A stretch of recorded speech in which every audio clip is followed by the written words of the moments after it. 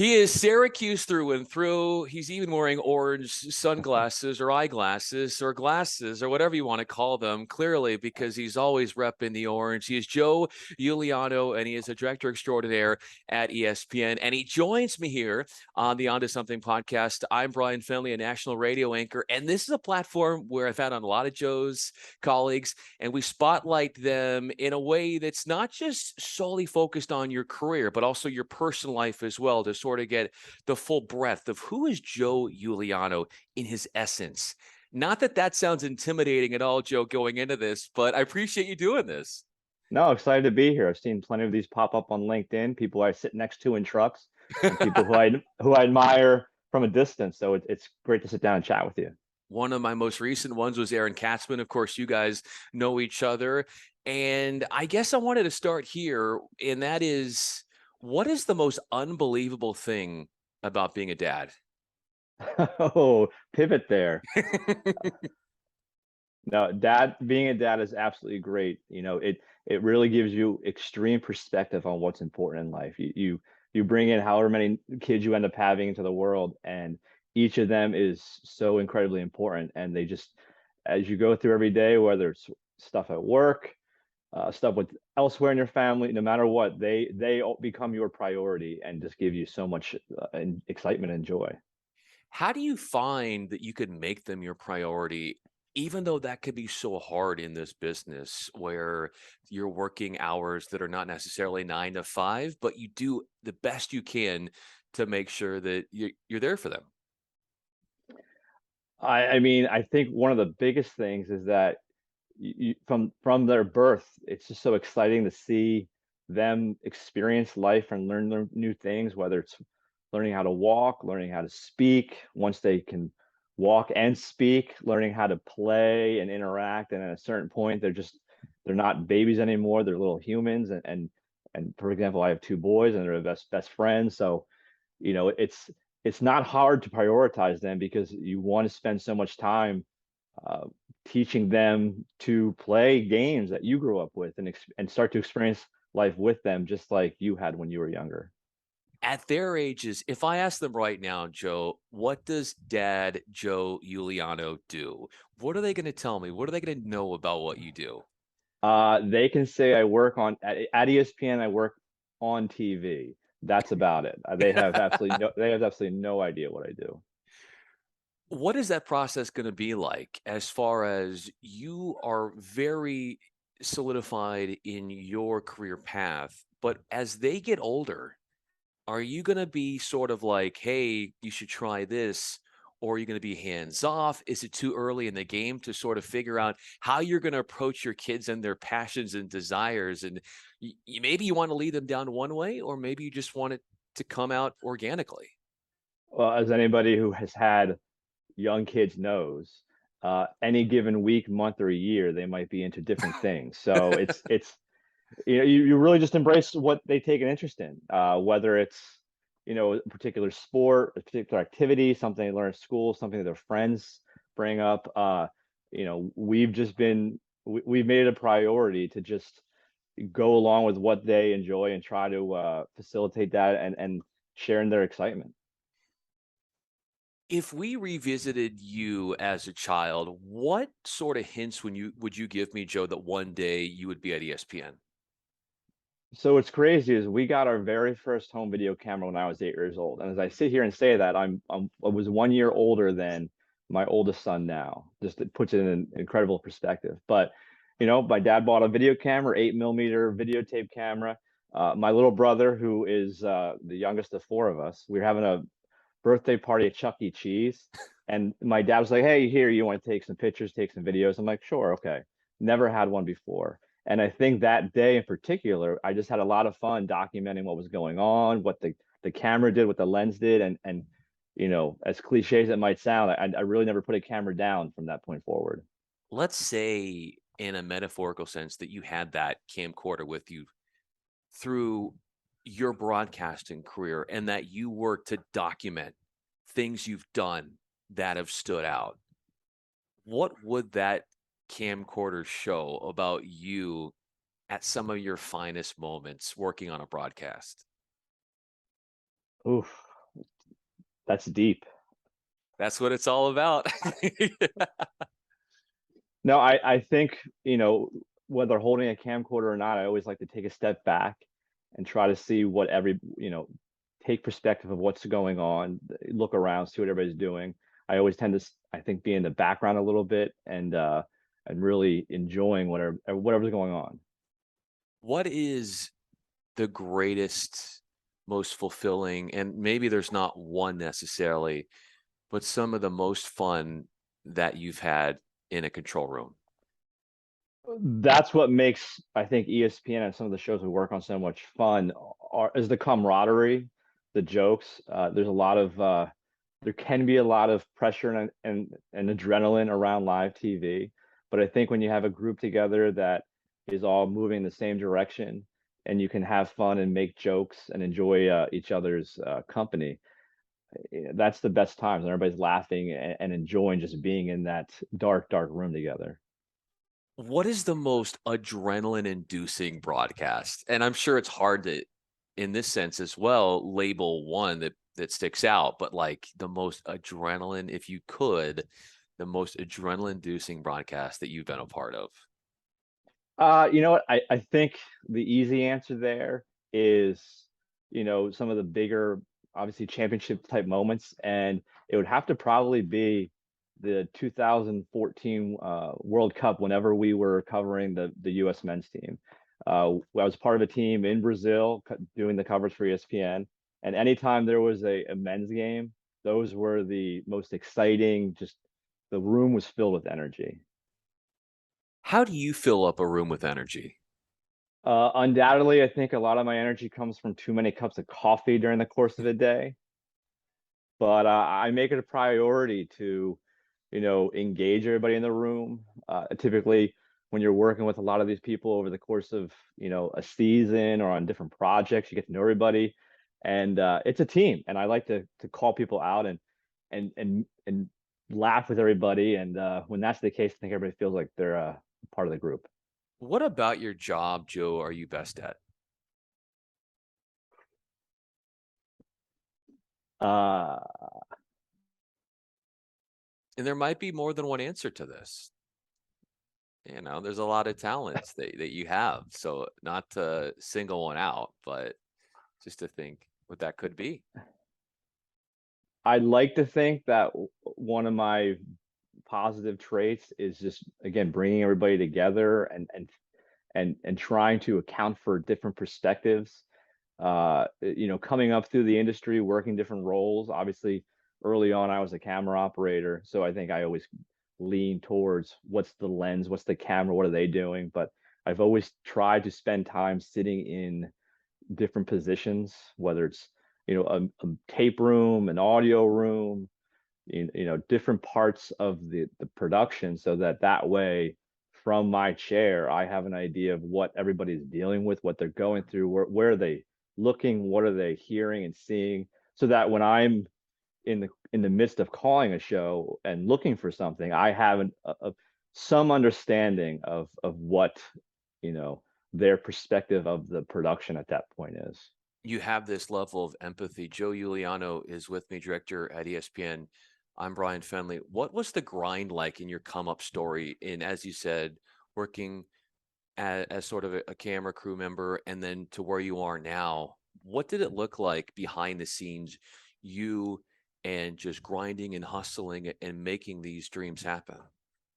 It probably starts, just before college. I truly believe the route to get to a final destination is often not what you maybe mapped out. Mm.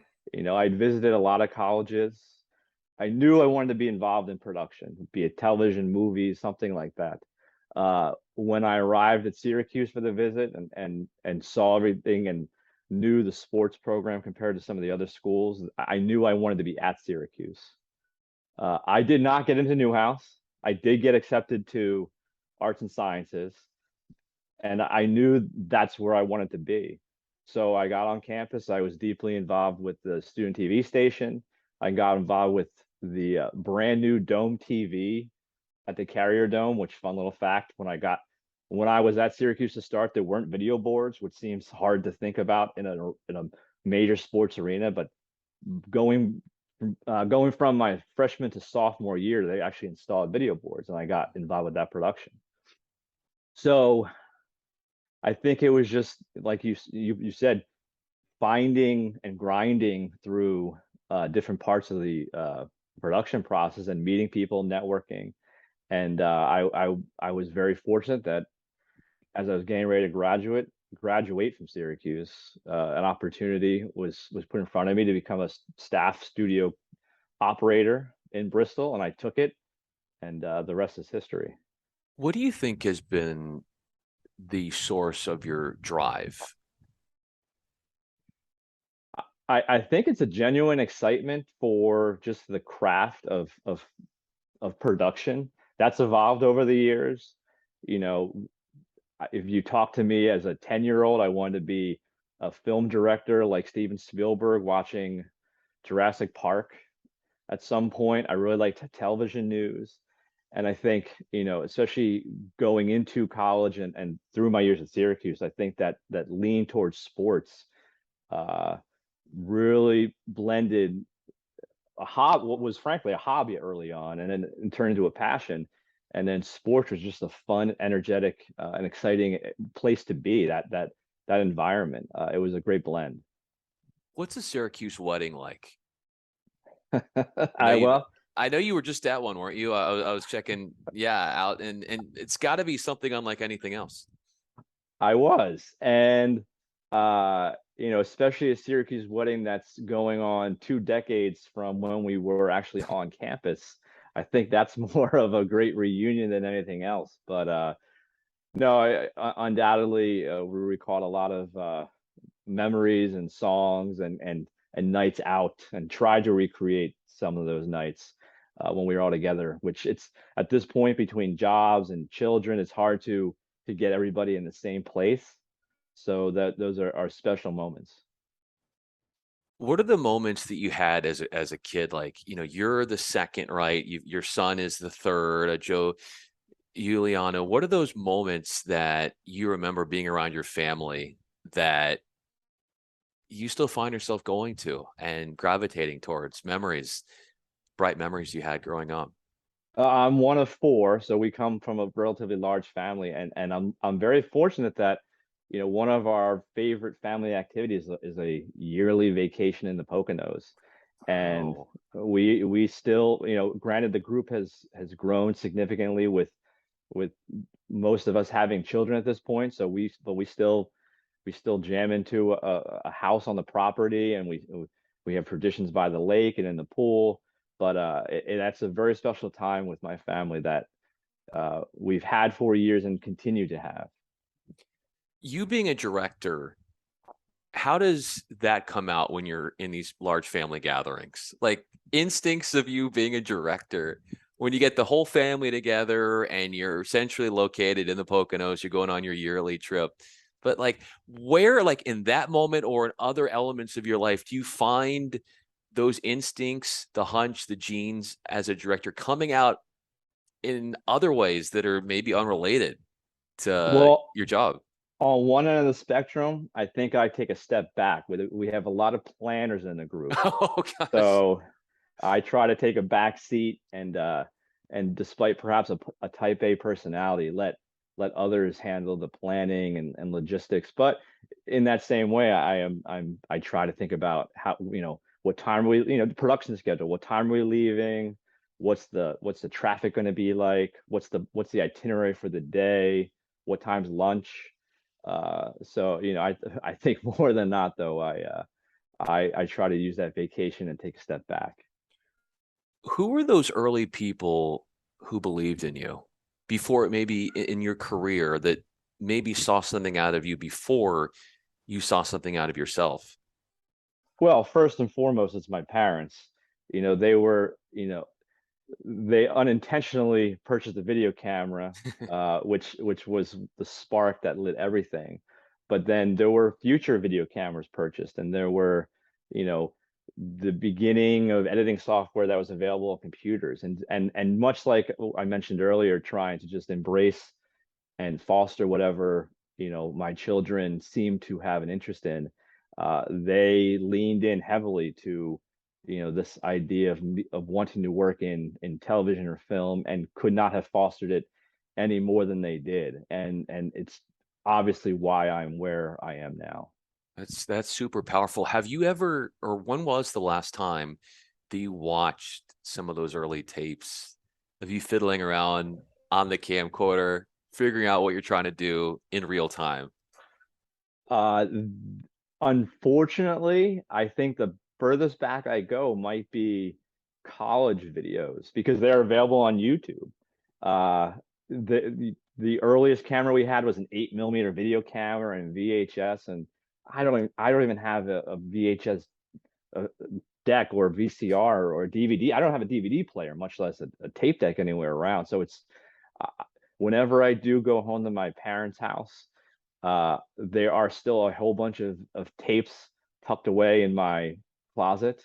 So at some point, I'm sure I'll be able to go down that road, but I haven't seen anything like that in a long time. If you go down that road, what do you think you'll be feeling when you watch your old work? Wow, I look really young. I sound really young. But I think the biggest part, the biggest thing I'll have memories of, I think, are my friends, my buddies. We we made funny. Jackass was a thing back when we were growing up, and we, no doubt, that was one of the things we try to recreate or do. So I think it's just the moments and the fun, the spontaneity we had when we made some of those videos.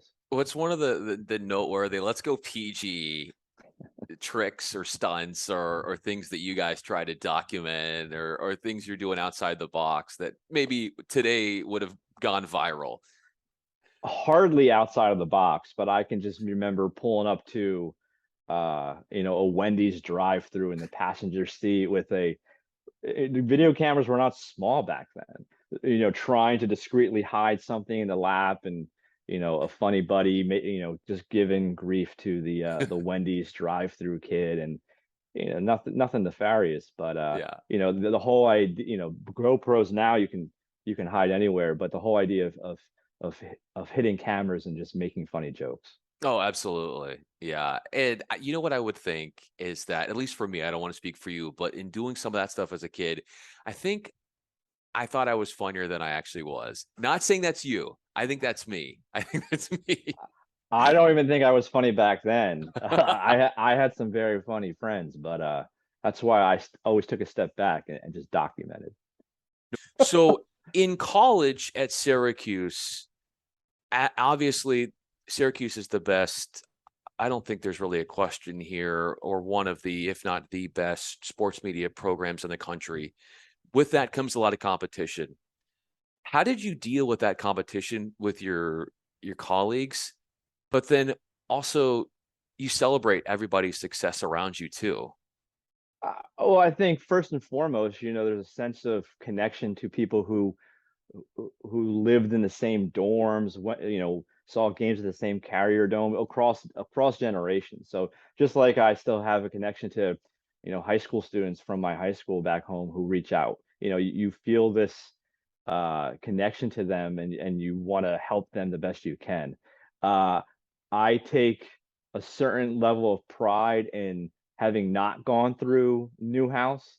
I no doubt the Harvard of the Northeast, but I was able to make my own path in the same environment as a lot of people, and I had a lot of great resources, but make a path to a final destination, uh leaning heavily on this networking. Yeah. What was your and has been your networking tactic that's worked so well? And obviously, when you're working with so many hardworking, like-minded individuals, but just like as you said, high schoolers will come to you and reach out. Sort of, what's been your way in really ingratiating yourself to others? I think it was learning as much as I could whenever opportunities existed. In Syracuse is a tremendous, albeit very small niche and again, I lean towards the camera operators, but there's a great group of individuals up there who frankly brought me up and taught me all the basics just about building a camera, cable runs, just the ins and outs of a truck, and what it's like to work on high level ESPN productions, because I was able to find my way onto ESPN crews when they would come through to the Wow. Syracuse area. The director ops didn't necessarily know I was some, sophomore or junior who, had classes earlier in the day, but it was because of that core freelance camera crew in Syracuse who, got me started on high school football and, high school basketball games. And then eventually, I'd be working alongside of them on ESPN shows. So you got in there, Joe, and it was like while you were still a college student, you acted like you belong. Even before, right? Is that, and do you feel that that was integral to your own self-confidence, to your own seeing through of what you always intended to do, and that is be in this business? Absolutely. It was just about learning the craft, learning the technical side of things. And I think it wasn't just learning it to do the job, it was learning it because I had such an interest in it, and learning about the technology, reading about how lenses work, the different cameras.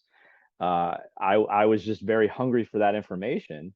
And, compared to then, now networking is so much more, for lack of better terms, virtual, which is a great thing. People will reach out on LinkedIn or send emails or texts. And I think back then, undoubtedly, I was probably a lot more shy and timid to some extent, but you also had to write a letter or make phone calls in a way that I think now the accessibility people have to just, you know, connect with individuals from their colleges, or just that they're genuinely intrigued to meet by clicking on a couple buttons, is something new and really great for the networking, uh, for ways to network now.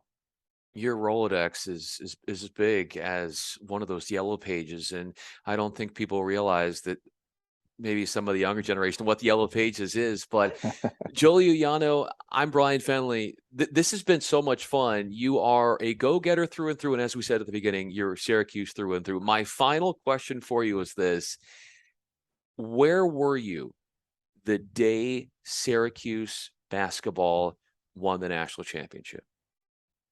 Unfortunately, not in New Orleans. Uh, you talk about documenting. They had a big viewing party for those who were in Syracuse in the Carrier Dome, setting up big screens and everybody was watching. So I was there with my video camera, shooting B-roll for, the student TV station. We had a newscast, etc. So I was down on the field looking back at everybody watching the game. And then as soon as the game ended, was quickly on Marshall Street, in the on a very cold night, just shooting people climbing through trees. And just I've never seen a crowd like that on Marshall Street, but it was a great memory.